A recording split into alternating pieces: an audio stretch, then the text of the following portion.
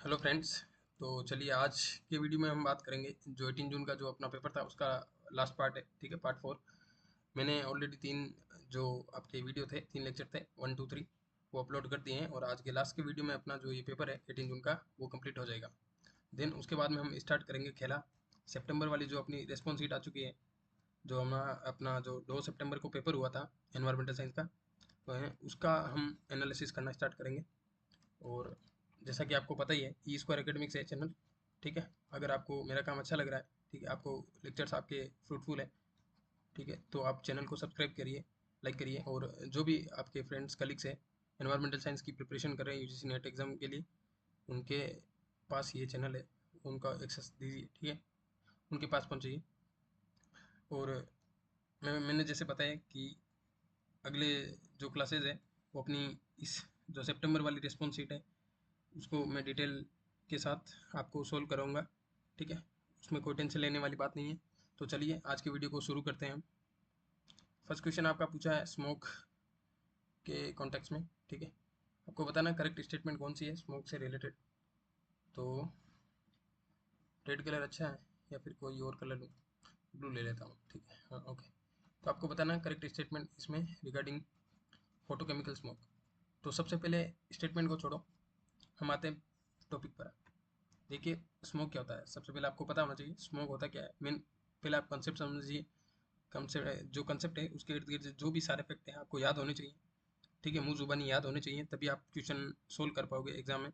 जैसा कि आपको पता है कि अब ऐसा नहीं है कि जिस नेट आपको डायरेक्टली पूछ लेगा कि फोटो केमिकल स्मोक है, इसका कंपोजिशन क्या है, या फिर से एकदम सिंपल जो स्टैटिक क्वेश्चन आते हैं फैक्ट बेस्ड, वो वैसे नहीं आते। आजकल कंसेप्चुअल क्वेश्चन आते हैं मल्टीपल स्टेटमेंट्स के फॉर्म में।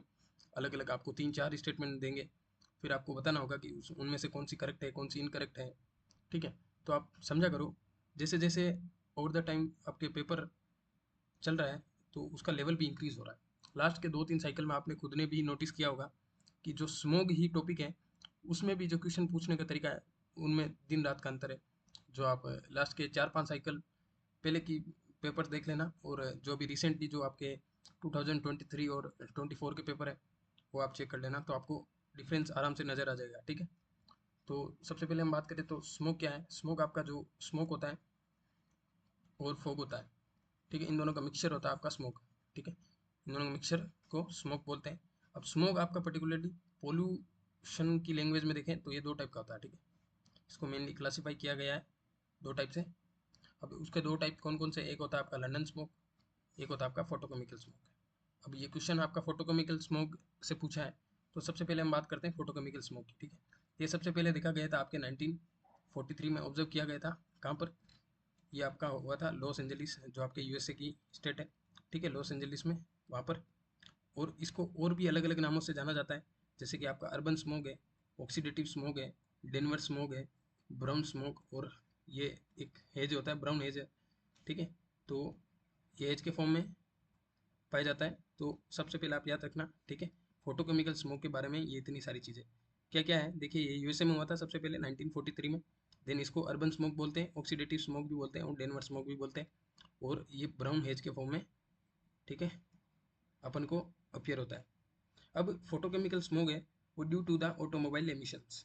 ठीक है, ऑटोमोबाइल आपके जो व्हीकलर एमिशंस होते हैं, जिनमें जो आपके फॉसिल फ्यूल से जो डीजल है, पेट्रोलियम है, इनके बर्निंग से जो भी मटेरियल निकलता है, जैसे मेनली आपके नॉक्स गैसेज का एमिशन होता है, तो उनकी वजह से आपके फोटोकेमिकल स्मोक है उसका फॉर्मेशन होता है।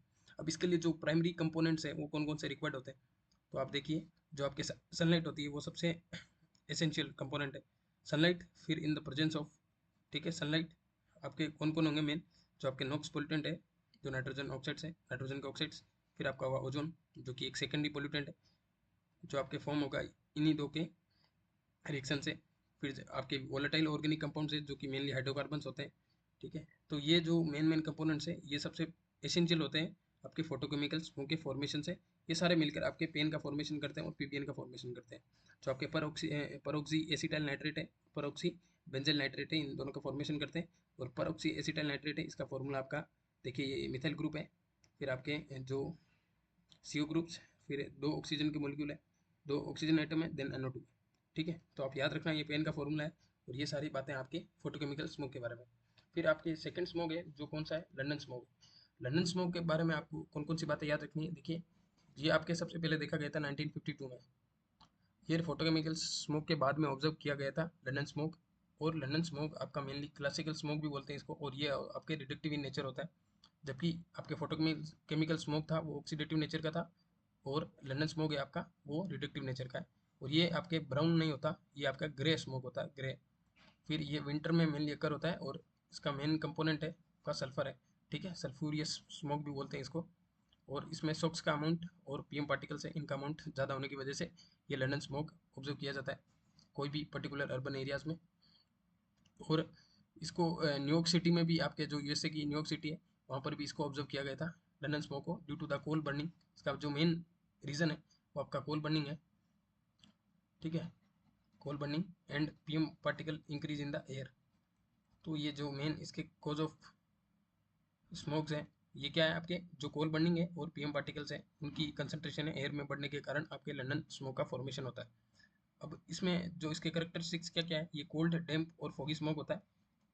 उसका वेदर कौन सा हो जाता है, मतलब वेदर आपका एकदम ठंडा वेदर हो जाता है और फोगी टाइप का, और ये फेवर करता है फॉर्मेशन ऑफ स्मोक, ठीक है।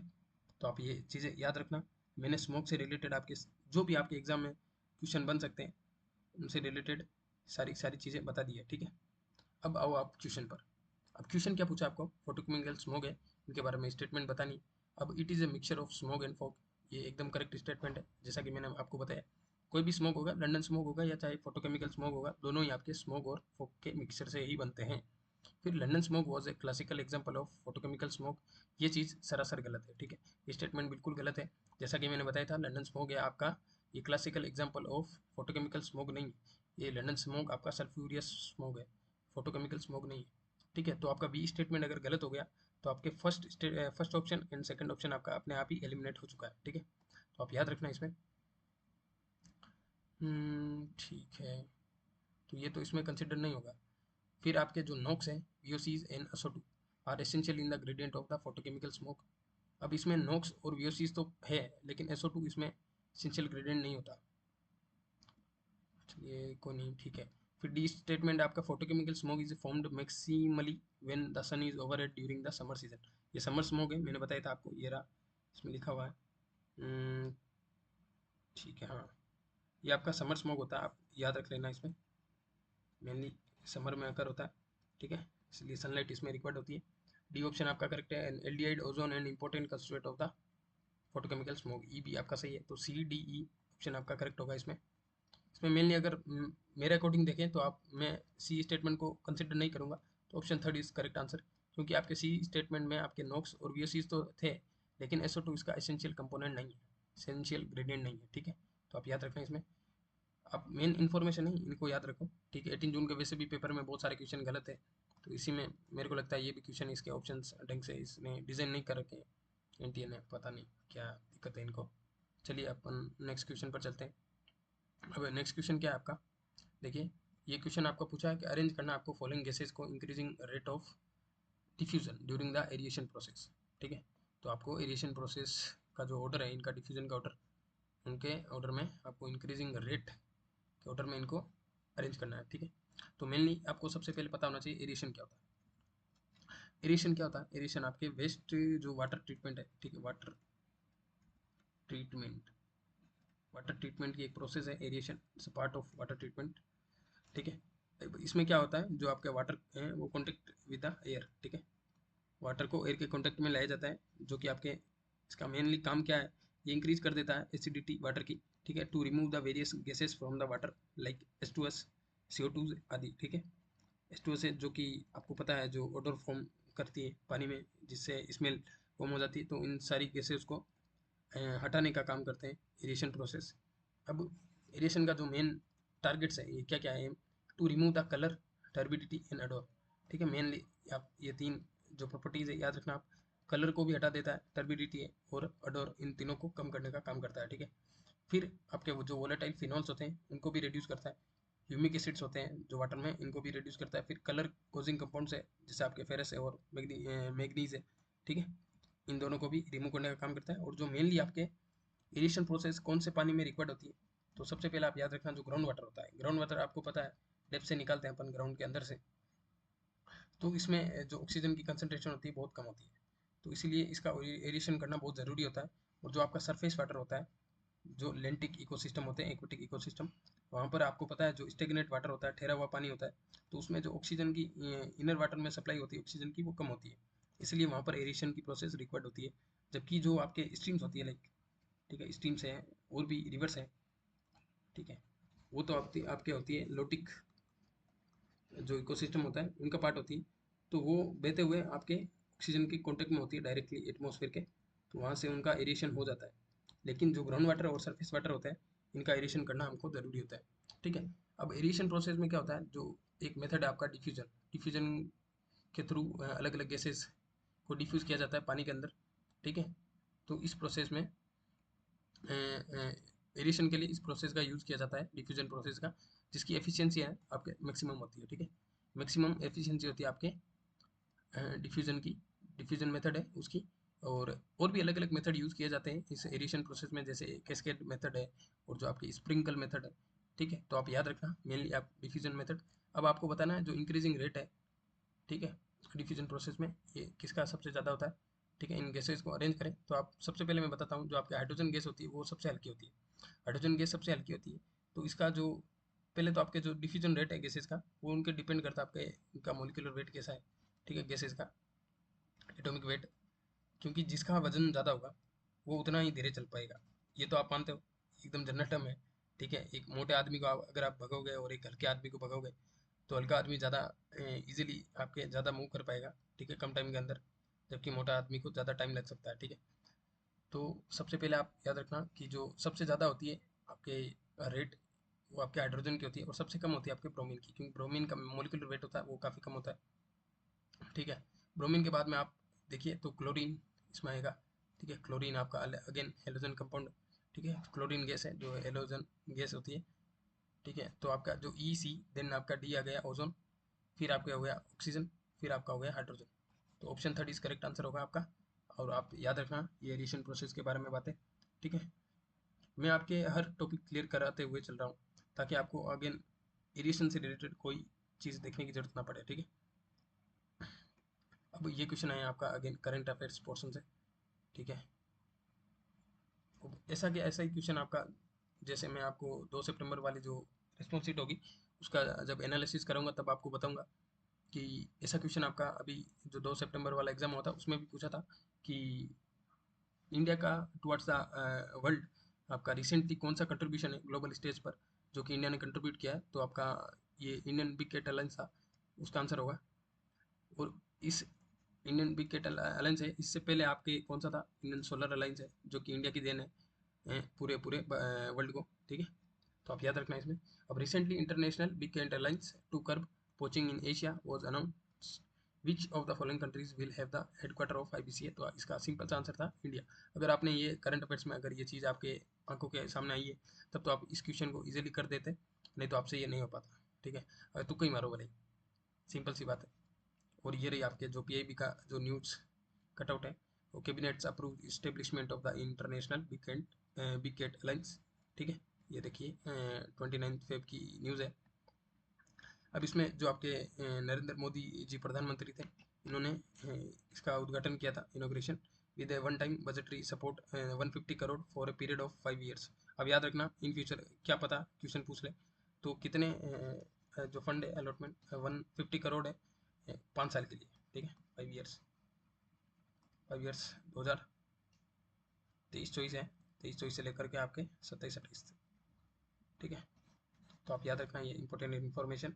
और इसमें जो मेनली है वो आपके 7 बिग कैट्स है, इंक्लूड्स टाइगर, याद रखना इसमें, टाइगर है, लोयन है, लियोपार्ड है, स्नो लियोपार्ड है, प्यूमा है, jaguar and cheetahs. Out of this 5 big cats like tiger, lion, leopard, snow leopard and cheetahs found in India, ठीक है।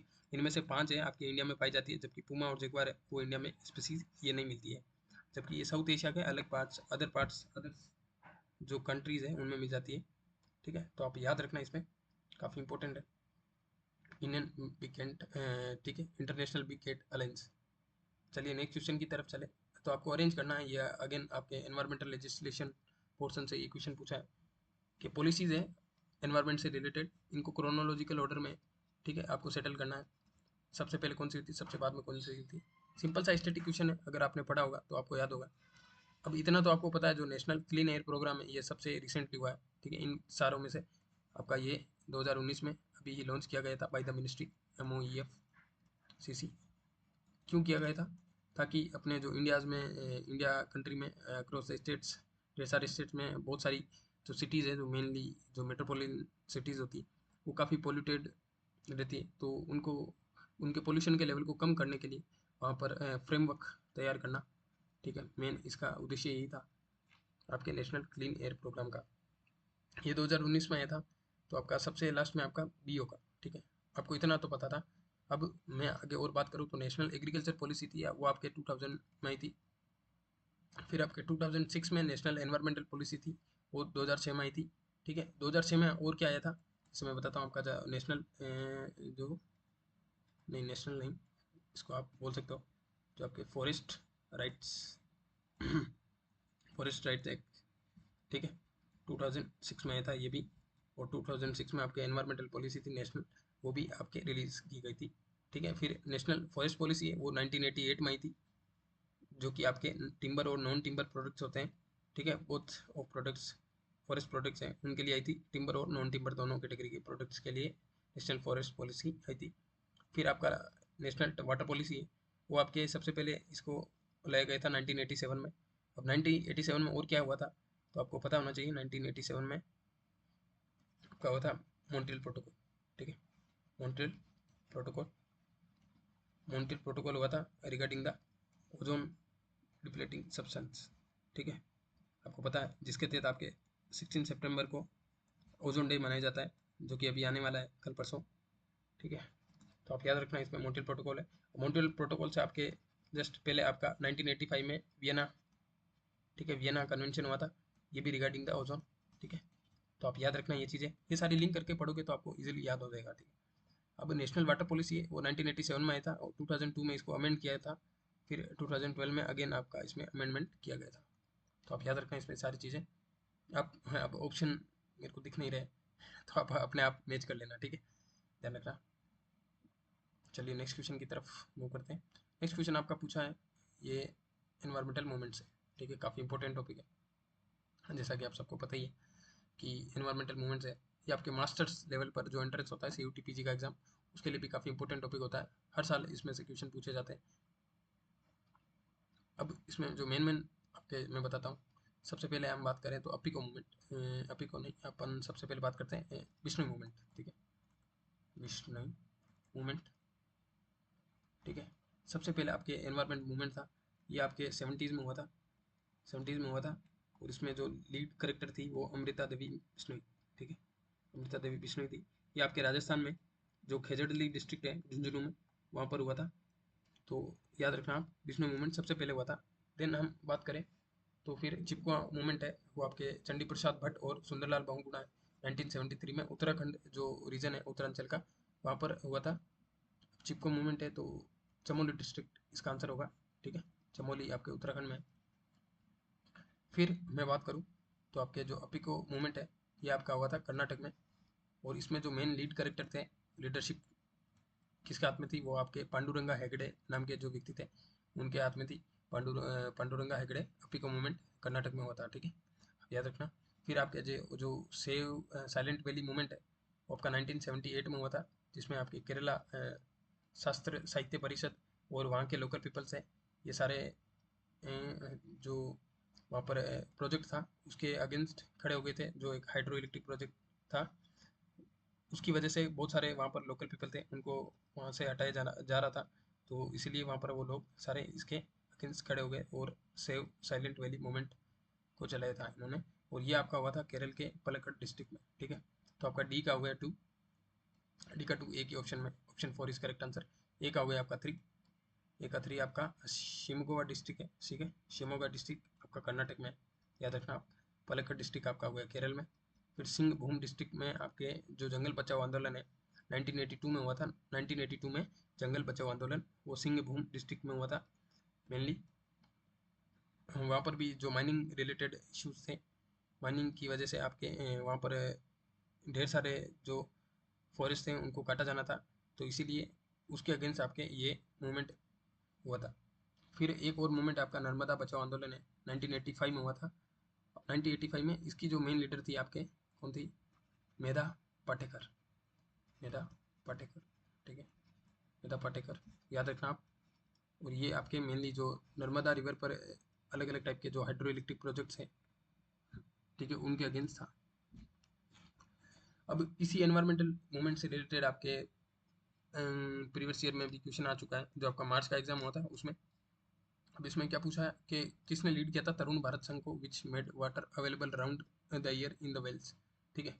तो इसमें आपके तरुण भारत संघ है, वो आपका लीड किया गया था राजेंद्र सिंह जी, उनके उनके द्वारा। ये 2050 में इनको Nobel prize for water and, ठीक है, वाटर प्राइज मिला था, स्टॉकहोम वाटर प्राइज, ठीक है। और इनको वाटरमैन ऑफ इंडिया भी बोलते हैं। तो आप याद रखना इसमें राजेंद्र सिंह जी जो मेन लीड करेक्टर थे, इसमें तरुण भारत संघ के। और ये आपके भिकमपुरा एक टाउन है, बीकानेर डिस्ट्रिक्ट राजस्थान में, ठीक है, वहाँ से बिलोंग करते हैं। और इनका ये जो तरुण भारत संघ है वो वहीं पर ऑपरेट करता है, ठीक है। फिर हम बात करें तो चंडी प्रसाद भट्ट, जैसा कि मैंने आपको बताया था, जो आपका उत्तराखंड में चिपको मूवमेंट हुआ था, उसमें मेन लीड में सुंदरलाल बहुगुणा और चंडी प्रसाद भट्ट थे दोनों। सुंदरलाल बहुगुणा को आपके 2009 में पद्म विभूषण से नवाजा गया था, और चंडी प्रसाद भट्ट है उनको 2013 में गांधी पीस प्राइज भी मिला था। 1982 में इनको रेमन मैगसेसे अवार्ड है वो भी मिला था। अब राष्ट्रीय जल बिरादरी है, रिवर वाटर मूवमेंट है, ठीक है। फिर इसमें कौन कौन से हैं जो मेन करेक्टर, वो है इंदू टिल खान है, फिर है घनश्याम रतौड़ी, फिर धन सिंह नेगी है, ये सारे के सारे। और सुंदरलाल बहुगुणा, इनको 2009 में मैंने बताया था पद्म विभूषण मिला था। और ecology is a permanent economy इन्होंने बोला था उस time at the time of Chipko movement 1973 में। 1986 में स्टॉप ग्रीन फेलिंग, ठीक है, इन हिमालयास, ठीक है, ये। और इनके द्वारा ही एक मूवमेंट लीड किया गया था, stop green Fehling in the Himalayas. तो ये सारी बातें मैंने आपको बता दी। चलिए आगे चलते हैं। अब ये क्वेश्चन देखिए आप, ये काफ़ी नए टाइप का क्वेश्चन है। ये यूजुअली ऐसे टाइप के क्वेश्चन बहुत ही कम देखे जाते हैं। और ये आपका मेनली आया है सेंसिंग रिमोट सेंसिंग में, ठीक है, उस टॉपिक से। अब ये बहुत इन डेप्थ में पूछा है कि most commonly use for the expressing image classification accuracy, ठीक है, कौन चीज़ें यूज की जाती है, ठीक है, most commonly use for the expressing image classification accuracy. तो आपको सबसे पहले पता होना चाहिए इमेज क्लासिफिकेशन एक्यूरेसी क्या होता है। तो इमेज इंटरप्रिटेशन आपके जो मेनली रिमोट सेंसिंग में ये काम किया जाता है, जो रिमोटली सेंस्ड डाटा होता है उनकी इमेजेस जनरेट की जाती है in the form of pixels and resolutions, ठीक है। जो आप जानते हो कि जिनका रिजोल्यूशन ज़्यादा होता है वो और अच्छी क्वालिटी की पिक्चर होती है, और उनका एक्यूरेसी असेसमेंट बहुत ज़रूरी होता है। तो image interpretation accuracy assessment determine करता है the quality of information derived from the remotely sensed data. और असेसमेंट कैन बी इधर क्वालिटेटिव भी हो सकता है और ये क्वांटिटेटिव भी हो सकता है। और अब ये था इमेज इंटरप्रिटेशन का, ठीक है, जो मेनली आपको कंसेप्ट है वो। अब इसकी एक्यूरेसी है, क्लासिफिकेशन एक्यूरेसी, वो ज़रूरी होती है।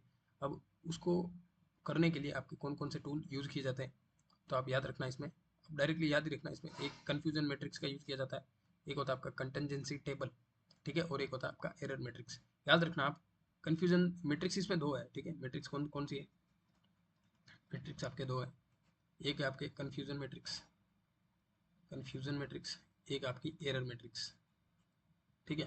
और जबकि कंटेंजेंसी आपके टेबल एक है, ठीक है, कंटेंजेंसी टेबल। तो टेबल कौन सी है, मैट्रिक्स कौन सी है, आप याद रखना। ऐसा ना कर दो कि आप कंटेंजेंसी मैट्रिक्स कर दो, ठीक है, क्या पता इन फ्यूचर अगर ये क्वेश्चन रिपीट हो तो आप इस बारे में याद रखना। चलिए नेक्स्ट क्वेश्चन के बारे में बात करें। तो नेक्स्ट क्वेश्चन आपका अगेन सॉलिड वेस्ट मैनेजमेंट जो आपके यूनिट है उससे पूछा हुआ है, ठीक है। इसमें पूछा आपको कि ये अलग अलग टाइप के सॉलिड वेस्ट है, इनका मिक्सचर है, इनको आपको increasing order of their moisture content में लगाना है, ठीक है। किसमें सबसे कम है मॉइस्चर और किसमें सबसे ज़्यादा है, इनको अरेंज करना है। तो सबसे पहले मैं आपको बताता हूँ सॉलिड वेस्ट का क्लासिफिकेशन, ठीक है, सबसे इंपॉर्टेंट है।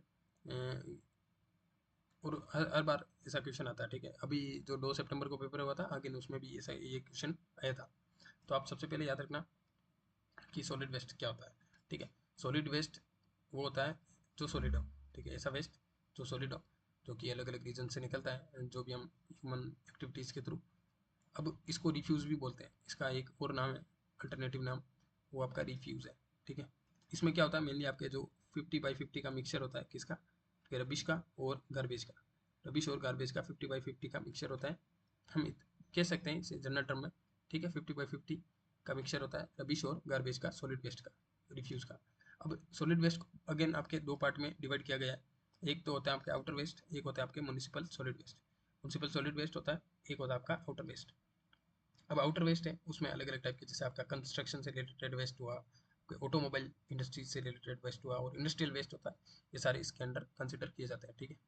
अब म्यूनसिपल सॉलिड वेस्ट है, इसके दो पार्ट होते हैं अलग अलग, ठीक है, एक होता है आपका गार्बेज, एक होता है आपका रबिश। अब म्यूनसिपल सॉलिड वेस्ट है, इसमें आपके कम्बस्टेबल पोर्शन भी होगा और नॉन कम्बस्टेबल पोर्शन भी होगा। कम्बस्टेबल आपको पता होगा जो जलने लायक होता है, और नॉन कम्बस्टेबल जो जलने के लायक नहीं है, ठीक है, जिसको आप जला नहीं सकते, ठीक है, जिनका इंसरेशन और पायरोलिसिस प्रोसेस है वो पॉसिबल हो, वो तो हो गया आपका कम्बस्टेबल वेस्ट, और नॉन कम्बस्टेबल हो गया आपका जिसकी ये प्रोसेसेस पॉसिबल नहीं हो पाती। अब ये दो टाइप के अलग होते हैं, आपके गार्बेज होता है, एक होता है आपका रबिश। अब गार्बेज में देखें तो आपके इंक्लूड किया जाता है आपका फूड वेस्ट, जो कि ऑर्गेनिक वेस्ट होता है, वो इसके अंडर आ जाता है, जो कि पुटरसिबल होता है। पुटरसिबल क्या होता है, जो कि अपने आप ही डिग्रेड हो जाए ओवर द टाइम, वो आपके पुटरसिबल वेस्ट होते हैं। याद रखना आप चीज़ ये, आपको पूछ सकते हैं अगर इन फ्यूचर में, पुटरसिबल वेस्ट क्या होता है, जो वेस्ट आपका ऑटोमेटिकली खुद ही ओवर द टाइम डिग्रेड हो जाए, वो आपका पुटरसिबल वेस्ट होता है। और रबिश में हम इंक्लूड करें तो आपका ये कम्बस्टेबल और नॉन कम्बस्टेबल, ये दोनों टाइप का हो सकता है रबिश। तो अब रबिश में भी दो अलग आपके इसके सब टाइप्स हैं, कौन से, एक होता है आपका ट्रेस, एक होता है आपका नॉन कम्बस्टेबल पोर्शन। अब ट्रेस होता है वो आपका कम्बस्टेबल होता है, ठीक है, ट्रेस को आप जला सकते हो।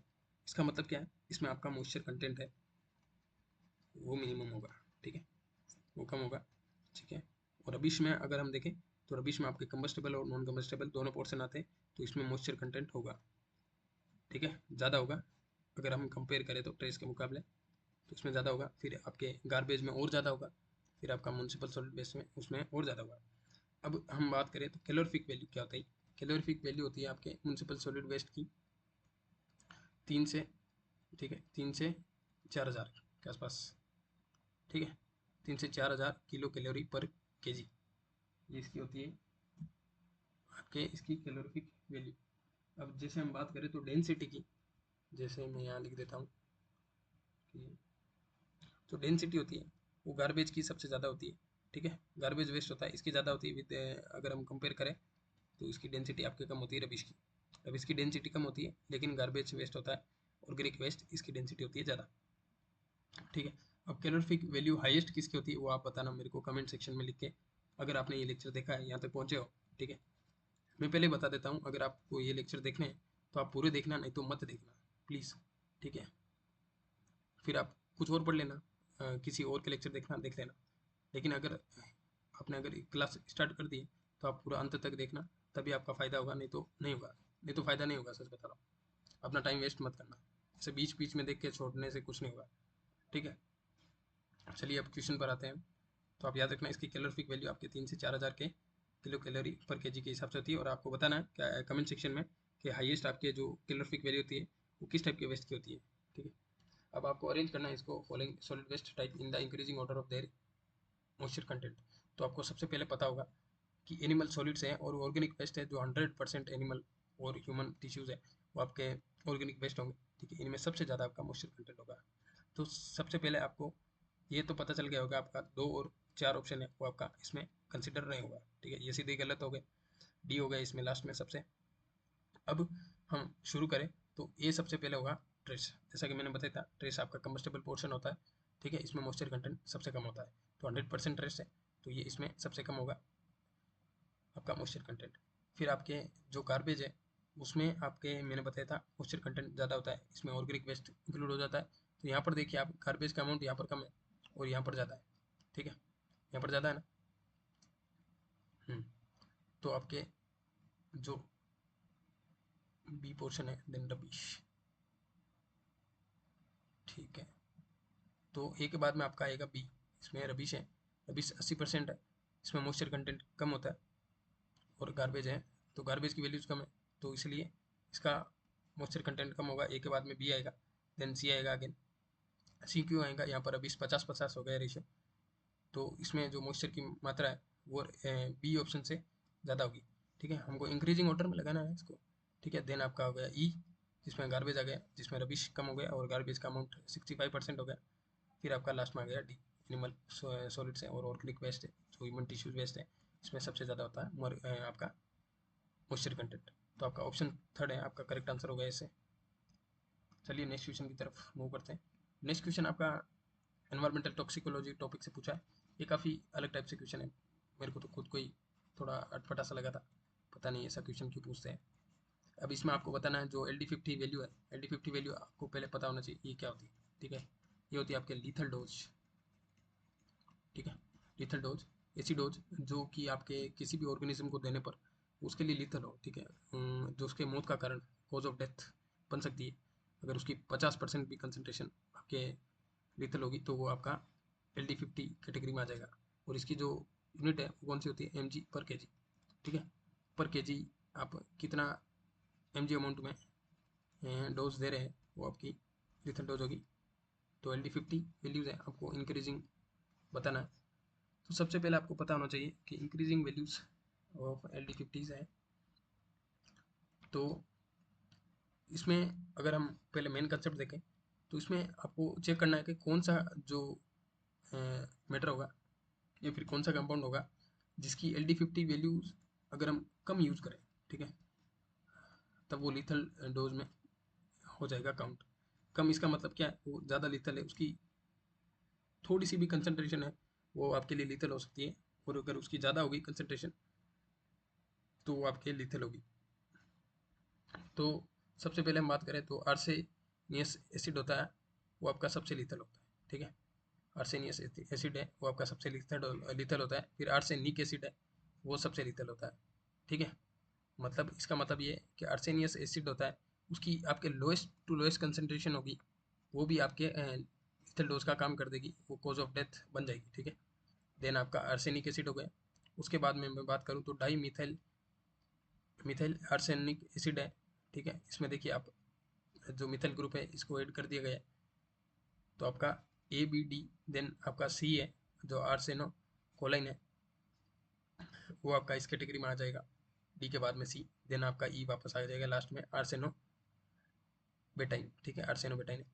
अब आपको मेनली पता चल जाएगा जो मेनली आपके जो आर्सेनियस एसिड है, आर्सेनिक एसिड है, ठीक है, इनके अंदर अगर हम और भी डेरिवेटिव्स हैं या फिर कोई भी ग्रुप्स हैं अगर जोड़ते जाएंगे तो इनकी टॉक्सिसिटी है वो डिक्रीज करेगी। ठीक है, याद रखना आप, इनकी टॉक्सिसिटी डिक्रीज करती जाएगी। तो इसका आंसर होगा आपका ऑप्शन नंबर 4, करेक्ट आंसर। ठीक है, चलिए नेक्स्ट क्वेश्चन की तरफ चलें। तो नेक्स्ट क्वेश्चन आपको पूछा है कि which of the following is not a constituent of the gases coming out of municipal solid waste landfill. ठीक है, अब लैंडफिल से कौन कौन सी गैसें रिलीज होती हैं उसके लिए मैंने लास्ट जो लेक्चर्स लिए थे उनमें एक क्वेश्चन आया था, आपको पता होगा कि आपके जो कौन कौन सी फेजेज होती हैं लैंडफिल की, जो अलग अलग स्टेजेज होती है, 4 स्टेजेस, 1 2 3 एंड 4। ठीक है, जिसमें आपकी पहली स्टेज थी एरोबिक स्टेज थी, देन आपकी जो ट्रांजिशन स्टेट थी, फिर आपका अनस्टेडी मेथनोजेनेसिस था, फिर स्टेडी मेथनोजेनेसिस था। तो इन अलग अलग स्टेजेस में कौन कौन सी गैसेज रिलीज होती हैं वो आपको मैंने बताया था। अब मैं ये बता देता हूँ कि आपके जो CO2 है इसमें आउट होती है, फिर अमोनिया भी निकलती है और मीथेन भी इसका कंपोजिशन होता है लैंडफिल गैसेज का, जबकि आपके ओजोन है वो आपके लैंडफिल से नहीं निकलती है। ठीक है, तो आप ये याद रखना।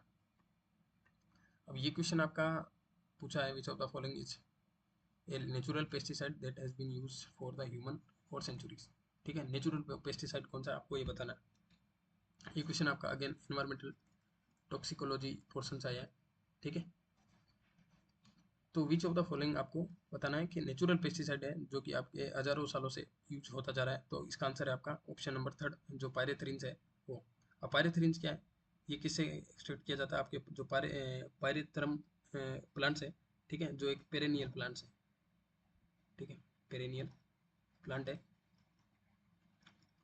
ठीक है, उससे एक्सट्रैक्ट किया जाता है, जो क्राइसैंथेमम फ्लावर होते हैं उनसे। और इसको हमारे यूज करते हुए लगभग हजारों BC से हम यूज कर रहे हैं। और इसका जो मेनली आपका फर्स्ट टाइम यूज हुआ था आपका चाइना में, इसका यूज स्टार्ट हुआ था एज ए नेचुरल पेस्टिसाइड। ठीक है। इसमें और भी ऑप्शंस दे रखे हैं, तो इसका आंसर होगा आपका पायरेथ्रिन्स। अब ट्राइजेंस है, ट्राइजेंस क्या होता है मेनली आप याद रखना, ट्राइजेंस ये फॉर्मूला होता है इसका C3H3 एंड N3। जैसे बेंजीन टाइप स्ट्रक्चर है, इसमें 3 नाइट्रोजन कंपाउंड्स है और इनका अल्टरनेटिव ऑर्डर में आपका डबल बॉन्ड है, ठीक है। यहाँ पर है डबल बॉन्ड, एक यहाँ पर है, एक यहाँ पर है। तो आप क्या पता आपको फॉर्मूला पूछ ले या फिर स्ट्रक्चर पूछ ले, या फिर ऐसे पूछ सकते हैं कि कौन से आपके जो पेस्टिसाइड है उनमें नाइट्रोजन होता है, ठीक है। नाइट्रोजन पेस्टिसाइड कौन सा होता है, तो आपका जो ट्राइजेंस है वो एक नाइट्रोजन पेस्टिसाइड है। अब नाइट्रोजन पेस्टिसाइड है, ट्राइजेंस आपका मेनली यूज किया जाता है हर्बिसाइड्स के फॉर्म में, ठीक है। सेलेक्टिव वीड कंट्रोल में यूज होता है in the core corn and then sorghum and sugar canes, these types of crops, ठीक है। उनके जो फील्ड्स होते हैं उनमें वीड कंट्रोल के लिए यूज किया जाता है ट्राइजेंस। फिर आपका एक और है अल्ट्राजेंस, इसको यूज किया जाता है आपका कंट्रोल करने के लिए वीड्स और ग्रासेस को, तो ये भी एक हर्बिसाइड का एग्जांपल है आपके हर्बिसाइड का अल्ट्राजेन, ठीक है। तो आप याद रखना, इसमें मेनली मैंने बता दिया। इस क्वेश्चन का आंसर होगा आपका नेचुरल पेस्टिसाइड कौन सा है, पायरेथ्रिन, ठीक है। चलिए अब नेक्स्ट क्वेश्चन की तरफ चलें। तो ये आपका यूनिवर्सल क्वेश्चन है, एनटीए हर टाइम पूछता है, आपको पता है ये पोर्शन से, ठीक है। ये पोर्शन से आपका आईएसओ सीरीज है, आईएसओ सीरीज है कौन सी, 14,000 वाली, ठीक है। तो सबसे पहले आपको बता देता हूँ मैं, जो 14,000 सीरीज है उसमें सबसे पहले आपका जो नॉर्मल गाइडलाइंस और गाइडलाइंस एंड प्रिंसिपल्स है वो इसके अंदर इंक्लूड किए जाते हैं, ठीक है, 2000 में। देन आपका ये जो 1 होता है वो आपका इसमें आपके जो मेन एनवायरमेंटल मैनेजमेंट सिस्टम है वो इसके अंदर कंसिडर किया जाता है। फिर आपके जो 10 होता है 140-10, उसमें आपके जो इन्वायरमेंटल ऑडिटिंग है उसमें कंसिडर किया जाएगा, ठीक है। मैं कलर चेंज कर लेता हूँ इनका, इन्वायरमेंटल ऑडिटिंग है वो उसमें कंसिडर किया जाएगा। तो आपका ए का हो गया, और हाँ ठीक है।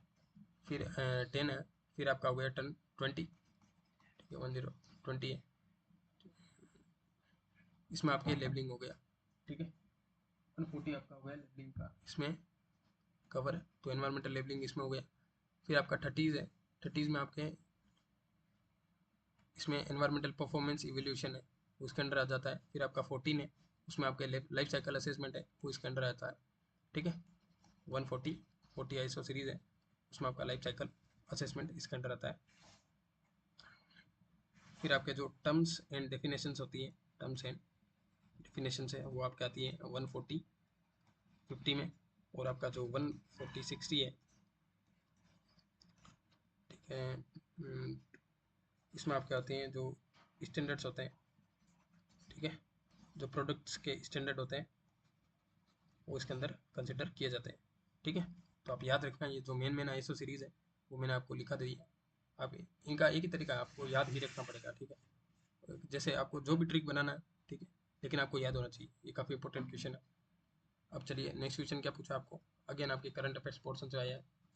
आपको India is having 18 Ramsar sites, which of the following Indian state has the most number of Ramsar sites. अब इसमें इसका आंसर है आपका तमिलनाडु, ठीक है। तमिलनाडु में आपके सबसे ज़्यादा रामसर साइट्स है। आपका 2 सितंबर को जो पेपर हुआ था उससे पहले भी आपको पता है ये चीज़ें न्यूज़ में चल रही थी। आपका जो 15 अगस्त को अपना इंडिपेंडेंस डे था, उस टाइम हमारे जो यूनियन एनवायरमेंटल मिनिस्टर है भूपेंद्र यादव, उन्होंने आपके जो 3 रामसर साइट्स थी वो ऐड की थी on the day of independence day, ठीक है। अब the tally of the Ramsar sites touch 85, ठीक है। इंडिया में अभी टोटल रामसर साइट्स आपके 85 है in the area of 135,1868 hectare in the country, ठीक है। इतना सारा एरिया कवर करती है। फिर आपके जो 3 नई साइट्स कौन कौन सी थी इंक्लूडेड आर था, Nanjar Narayan bird sanctuary and Kazhuveli bird sanctuary, आपके ये दोनों थी तमिलनाडु में लोकेटेड, और तवा रिजर्वायर है वो आपका मध्य प्रदेश में था, ठीक है। तो आप याद रखना, इसमें सबसे जो टॉप पर है आपके तमिलनाडु है। तमिलनाडु में अब शायद आपके 18 के आसपास रामसर साइट हो चुकी है टोटल, ठीक है। The country have added 59 new wetlands to the list Ramsar site during the 2014 से 2024, लास्ट के 10 सालों में आपके टोटल आपके 59 रामसर साइट्स हैं वो ऐड हो चुकी है, वेटलैंड साइट्स है वो रामसर लिस्ट में, रामसर साइट्स में ऐड हो चुकी है, ठीक है। और आपको पता है रामसर साइट्स है वो रामसर कन्वेंशन आपको कब हुआ था, वो आपका 1973 में हुआ था। और जो आपके वेटलैंड जो रामसर जो वेटलैंड है वो आपका 2 फरवरी को ऑब्जर्व किया जाता है वर्ल्ड वाइड। तो आप चीज़ें ये याद रखना सारी की सारी। अब नेक्स्ट क्वेश्चन है, इस क्वेश्चन है which of the following is not a criteria to mark a waste as a hazardous waste. ठीक है, तो आपको पता होगा जो आरसीए एक्ट है आपका 1985 में आया था। ठीक है, resource Conservation and Recovery act, resource Conservation and Recovery act. अब इसमें आपको पता है कि जो टॉक्सिसिटी इसका करेक्टरिस्टिक था, कोरोजिविटी था, इग्निशिबिलिटी था और था आपका रिएक्टिविटी। ठीक है, तो आपका रिएक्टिविटी इसमें था। इसमें क्वांटिटी इसके अंडर नहीं आता। ठीक है, तो not a part of waste hazardous management. ठीक है, इसका क्राइटेरिया नहीं होता, सॉरी। और मैं आपको बता देता हूँ जो रामसर साइट जो रामसर कन्वेंशन हुआ था वो 1971 में हुआ था। मैं इसमें मिस्टेक कर गया। ठीक है, आपके 1971 में होता है और 1973 में आपका जो प्रोजेक्ट टाइगर है वो लॉन्च हुआ था आपका 1973 में। ठीक है, जिसका आपने जो 2023 था उसमें उसकी 50वीं एनिवर्सरी ऑब्जर्व की थी। ठीक है, प्रोजेक्ट टाइगर की। अब R C R A act है। ठीक है, उसके रिगार्डिंग आपके एक पीवाईक्यूज में क्वेश्चन पूछा रखा है। दिसंबर में जो साइकिल कंडक्ट हुआ था 2023 का, दिसंबर 2023। ठीक है, उसमें ये क्वेश्चन था। देखिए आप क्वेश्चन, मैं थोड़ा आपके लिए जूम कर देता हूँ इसको ताकि आपके विजिबल हो। ठीक है, a waste is not hazardous waste as per the Resource Conservation and Recovery Act. ठीक है, इफ इट इज ए, ठीक है, आपको बताना not consider in the hazardous waste. तो आपके जो कोरोजिव वेस्ट होता है वो इसमें कंसिडर किया जाता है। तो आपका जो ए ऑप्शन है वो ऐसे ही एलिमिनेट हो जाता। फिर आपके जो सारे ऑप्शन है जिसमें आपके सीमेंट क्लीन डस्ट वेस्ट है, आपके waste from the extraction of the minerals, फिर आर्सेनिक ट्रीटेड वुड्स हैं, फ्लाई एसेज है, स्क्रबर स्लज, ये सारे इसमें हजार्डस वेस्ट के अंडर कंट्रीब्यूट कंसिडर नहीं किए जाते हैं। ठीक है, और आर सी आर एक्ट है, इसमें आपके 4 एट्रीब्यूट्स है। कौन कौन से है? आपका इग्निशिबिलिटी है, फिर आपका कोरोजिविटी है, रिएक्टिविटी है, देन आपका टॉक्सिसिटी है। ठीक है, आईसीआरटी याद रखना। अब मैं और भी आपको फैक्ट बताता हूँ। आपका जो हाईली इनफ्लेमेबल लिक्विड और केमिकल से इनका फ्लैश पॉइंट होता है आपका लोअर देन 23 डिग्री सेल्सियस। ठीक है, फ्लैश पॉइंट याद रखना। अब इग्निशिबिलिटी है, ये जो easily ignited and burn vigorously and persistently हो जाते हैं। फिर आपका जो वोलेटाइल लिक्विड्स होता है सॉल्वेंट्स, ठीक है, जिनका वेपर इग्नाइटेड है रिलेटिवली लो टेम्परेचर पर, जिनका वेपर भी है वो इग्निशिबिलिटी को शो करता है, वो आपके इग्निश वेस्ट होते हैं। ठीक है, इग्निशियस। और इसका जो टेम्परेचर कितना होता है आपके 60 डिग्री सेल्सियस या फिर उससे भी कम। ठीक है, तो आप याद रखना इग्निशिबल वेस्ट है, उनका जो पैरामीटर है, क्राइटेरिया वो क्या है। फिर आपका जो कोरोजिव वेस्ट होता है, इसमें लिक्विड्स आते हैं, लिक्विड वेस्ट जिनका पीएच आपका 2 से तो होता है कम और 12.5 है उससे होता है ज़्यादा। ठीक है, या तो हाईली एसिडिक होगा या होगा आपका हाईली बेसिक। ठीक है, कैपेबल इन द कोरोजन। फिर आपके सी जो है पैरामीटर रिएक्टिव सब्सटेंस, जिनकी रिएक्टिविटी ज़्यादा होती है, unstable under the normal condition. ठीक है, जो नॉर्मल कंडीशन में भी अनस्टेबल होते हैं। ठीक है, जो रिएक्शन करने को आतुर होते हैं एकदम। ठीक है, काफ़ी रिएक्टिव होते हैं, वो आपके रिएक्टिव कैटेगरी में आते हैं। फिर आपका जो डी है वो टॉक्सिक वेस्ट होते हैं, जो कि हार्मफुल होते हैं, फेटल होते हैं when the injection and absorbance. ठीक है, को ऑब्जर्व कर लिया जाए तो आपके लिए बॉडी के लिए काफ़ी टॉक्सिक होते हैं। अब in sanitary landfills a substance is designated as being toxic if the extract from the test contain any of a long list of chemicals in the concentration greater than allowed। ठीक है, फिर आपके जो toxicity test है वो आपका TCLP test होता है। कौन सा होता है? Toxic characteristics leaching procedure. ठीक है, इसके टॉक्सिसिटी कंडक्टेंस टेस्ट है। कौन सा होता है आपका? TCLP test. ठीक है, आप याद रखना ये चीज़। ठीक है, चलिए नेक्स्ट क्वेश्चन की तरफ मूव करते हैं। नेक्स्ट क्वेश्चन आपका क्या पूछा है इसमें? अगेन आपके जो एनवायरमेंटल कन्वेंशन है काफ़ी इंपॉर्टेंट है, आपको पता है यूपीएससी भी इन सब से क्वेश्चन पूछता है, तो यूजीसी क्यों ना पूछे, आपका मेन सब्जेक्ट है ये। अब बेसल कन्वेंशन आपको पता है एकदम इजी, ट्रांसबाउंडरी मूवमेंट्स ऑफ आपका hazardous waste and their disposal है, बेसल मूवमेंट, बेसल कन्वेंशन है। फिर आपका जो बोन कन्वेंशन है वो आपका माइग्रेटरी बर्ड से रिलेटेड है, बोन आपका जर्मनी में लोकेटेड है, वहाँ पर हुआ था। फिर स्टॉकहोम कन्वेंशन है आपका पीओपीस से रिलेटेड है, जो कि 2001 में हुआ था और 2004 में इम्प्लीमेंट हुआ था। फिर जैसा कि मैंने बताया था अभी रिसेंटली आपको 1985 में आपका वियना कन्वेंशन हुआ था regarding protection of the ozone layer. ठीक है, तो ये सारी चीज़ें आप याद रखना, ये सारे कन्वेंशन है।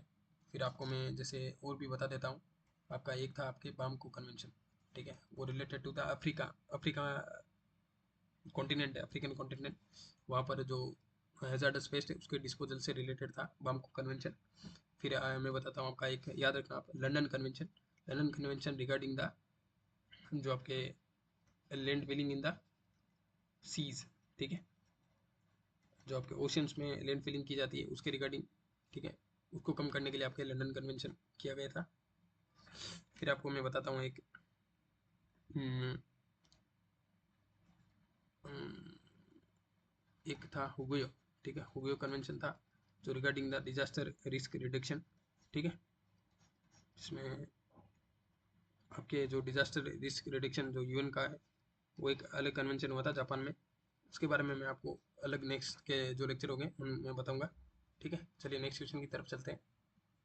नेक्स्ट क्वेश्चन आपका क्या बोल रहा है, ये आपको ये सारे इंस्ट्रूमेंट्स हैं, इनको आपको मैच करना है, ये कौन कौन से पैरामीटर हैं, इनको मेजर करने में काम होता है।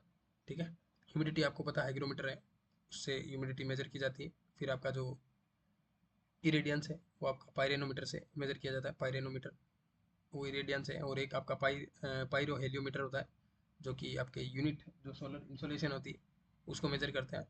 फिर आपका रेनफॉल है जो हाइटोमीटर है, हाइटोमीटर, ठीक है, वो रेनफॉल मेजरमेंट, प्रेसिपिटेशन, और जो आपके लाइन ऑफ इक्वल प्रेसिपिटेशन होती है इनको आपको बोलते हैं आइसो हाइट्स, ठीक है, आइसो हाइट्स। ठीक है, विंड्स है, विंड्स को मेजर करने के लिए एनीमोमीटर होता है, एनीमोमीटर विंड्स के मेजरमेंट में काम आता है। ठीक है, अब मैं चार आपको और एग्जांपल बताता हूँ। तो आपका एटोमोमीटर है वो आपका मेनली इवेपोरेशन से रिलेटेड होता है, इवेपोरेशन मेजरमेंट के लिए। जो आपका फाइटो लाइसीमीटर है आपका इवेपो ट्रांसपोरेशन, ठीक है, ये वो ट्रांसपायरेशन है उसके लिए होता है। और आपका जो ट्रांसपायरेशन प्रोसेस होती है प्लांट्स में, ठीक है, उसके लिए आपका फाइटोमीटर होता है। फिर आपका जो टेंसियोमीटर होता है वो आपका जो कैपिलरी पोटेंशियल होता है, ठीक है, उसके मेजरमेंट के लिए आपका टेंसोमीटर का यूज़ किया जाता है। ठीक है, तो आपके जो मेनली जो थ्योरी के क्वेश्चन थे वो मैंने सारे कवर कर दिए हैं।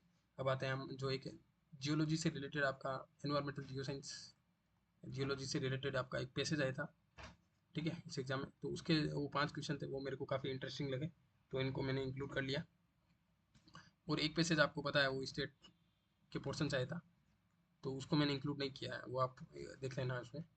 ठीक है, अब इसमें देखिए आपको क्या पूछा है, जो फोरामेनी फोरा सेल्स होते हैं आर मेड अप ऑफ, तो आपको बताना है जो फोरामेनी फोरा सेल्स है वो क्या होता है।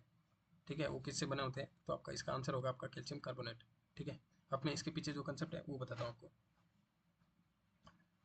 सबसे पहले आपको पता होना चाहिए मरीन सेडिमेंट्स, ठीक है, मरीन सेडिमेंट्स। अब सबसे पहले इनके टाइप के क्या होते हैं आपके, जो एक होता है सबसे पहले टेरोजिनस सेडिमेंट्स है, फिर आपका होता है बायोजिनस सेडिमेंट्स, फिर आपका होता है हाइड्रोजिनस, फिर होता है आपका लास्ट में कॉस्मोजिनस। और ये इनका कंसंट्रेशन का ऑर्डर है अक्रॉस द ओशंस। ठीक है, टेरोजिनस होता है, बायोजिनस होता है, हाइड्रोजिनस होता है और कॉस्मोजिनस होता है।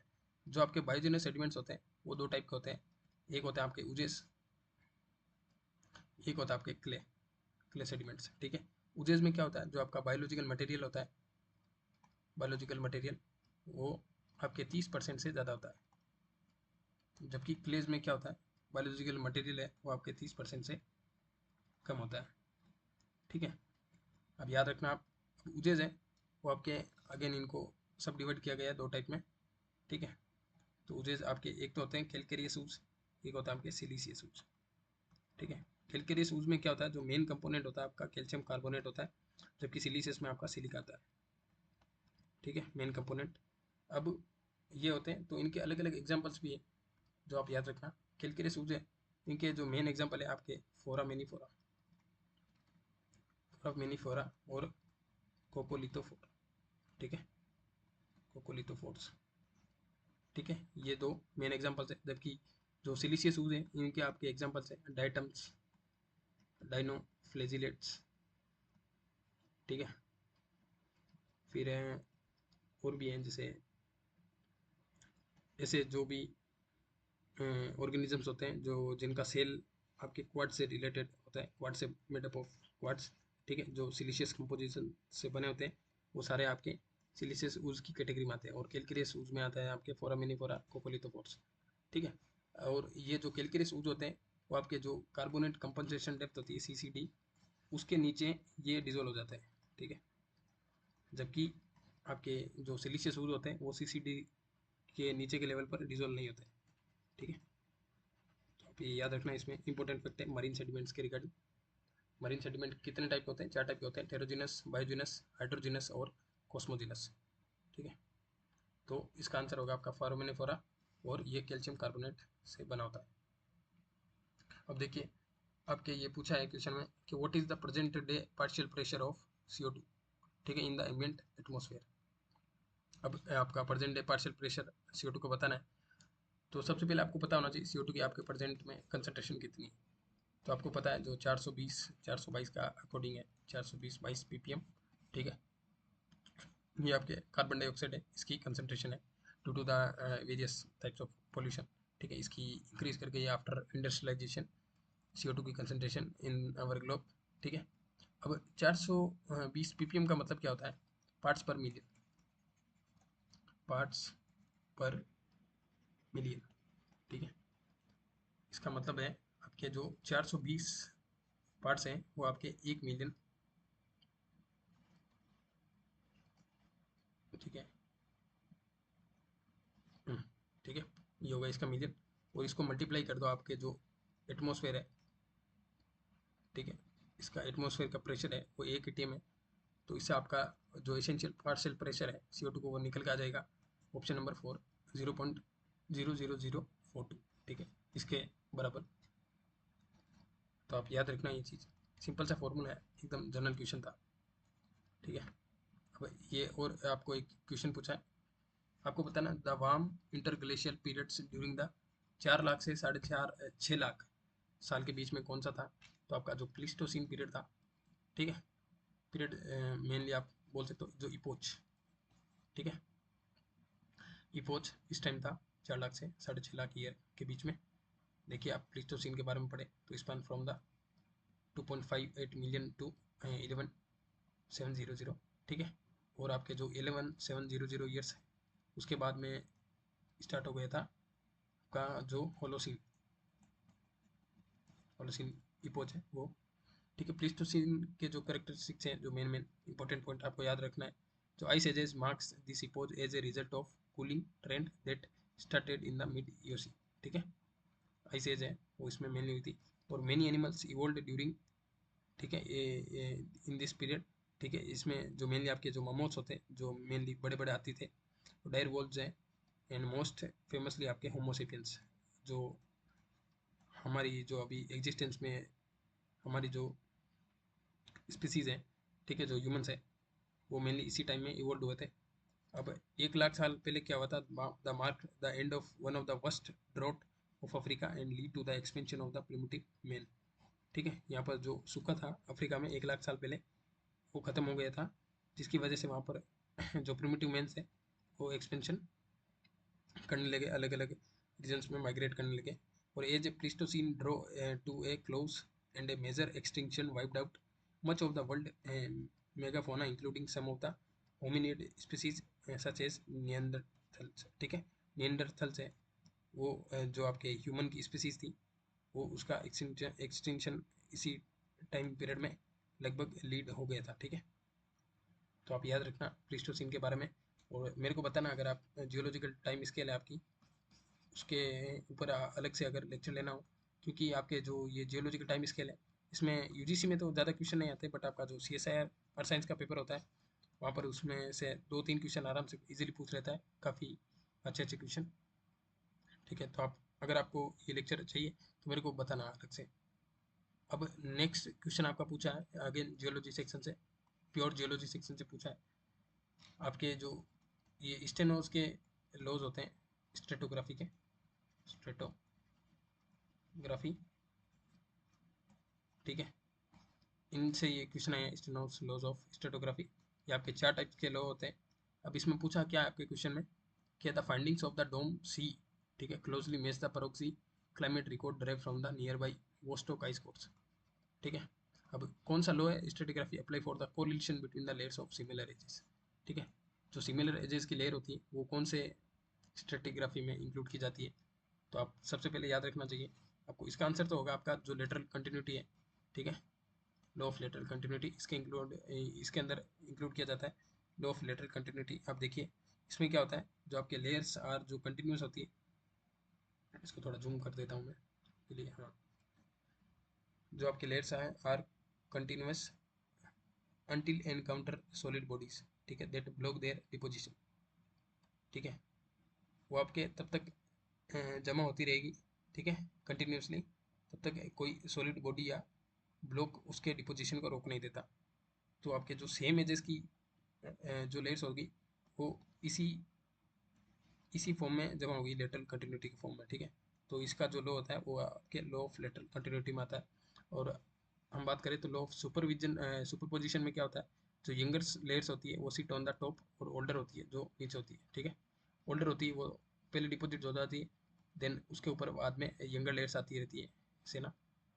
तो इसमें जो एज है, एज का ऑर्डर ऊपर से नीचे से ऊपर जाने पर उसकी एज होती है वो कम होती है, ठीक है। तो आप याद रखना ये चीज़।